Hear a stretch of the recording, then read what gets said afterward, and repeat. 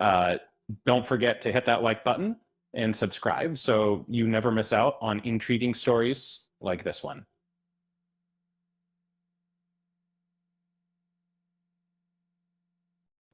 Here's a question to ponder.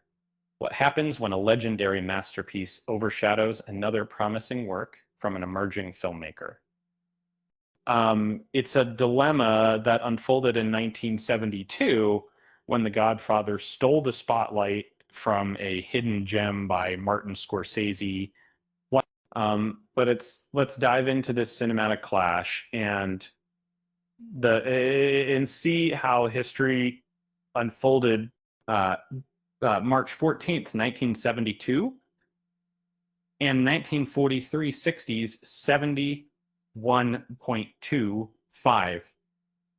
Uh, the world is introduced to The Godfather, a movie that quickly captured imaginations and redefined the gangster film.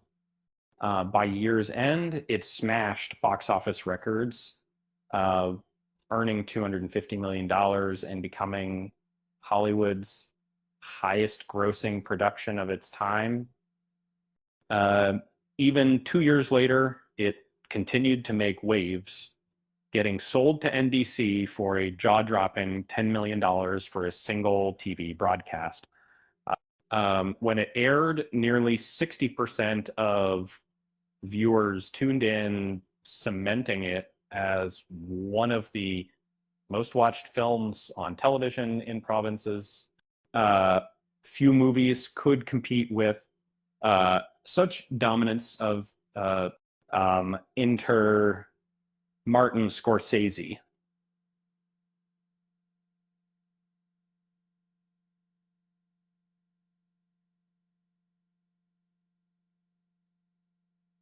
Around the same time The Godfather was basking in glory, um, all of the Boxcar Bertha, the an unconventional and gritty tale set during the Great Depression.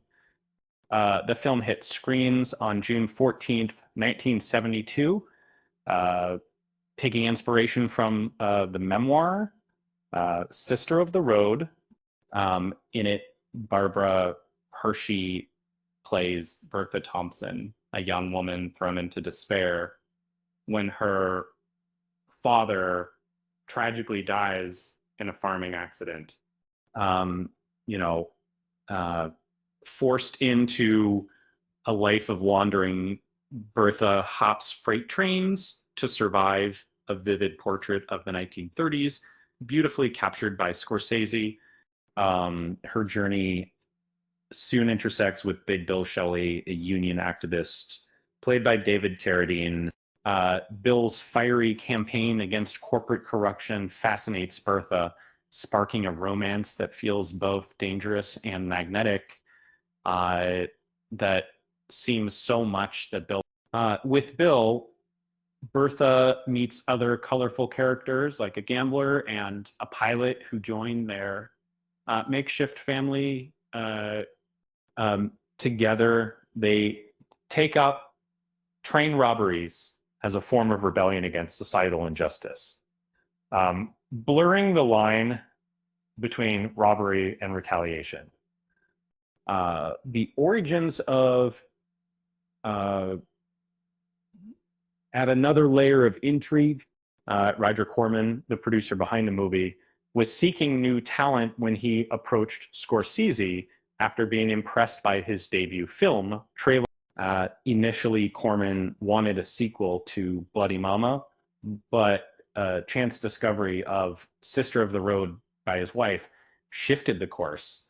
Um, Scorsese, captivated by the book's raw storytelling, jumped on board to direct. Um, what's fascinating is how Boxcar Bertha already hinted at Scorsese's emerging style. The film brims with his trademarks, characters drawn to violence, the challenges of existing at society's fringe, and the intoxicating mix of ambition and danger. Uh, in one particularly striking scene, Bill faces a brutal punishment, nailed to a train in a harrowing act of retribution.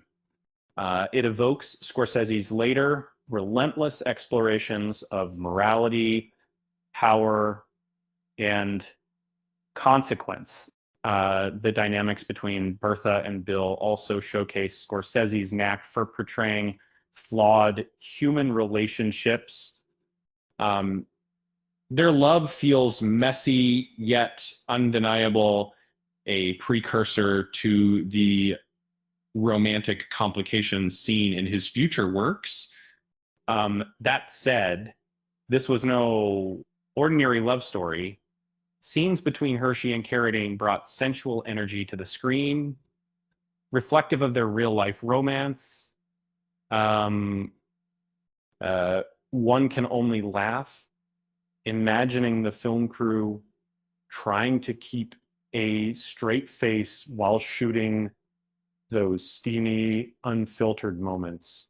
Of course, The Godfather was a cinematic juggernaut that Boxcar Bertha couldn't beat.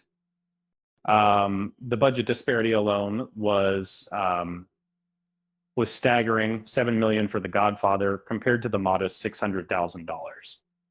Scorsese had to work with under Corman's production, where The Godfather boasted lavish sets and an all-star cast led by Marlon Brando and Al Pacino relied on talented but lesser-known actors delivering solid performances, but lacking the household fame to draw mass appeal and mainly remain a similar. Then there's the matter of style, and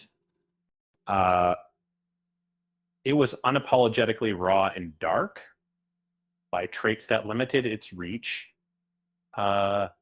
In my sense, and raw was by being its pessimistic tone and provocative narrative kept it out of family-friendly theaters, relegating it to a niche audience.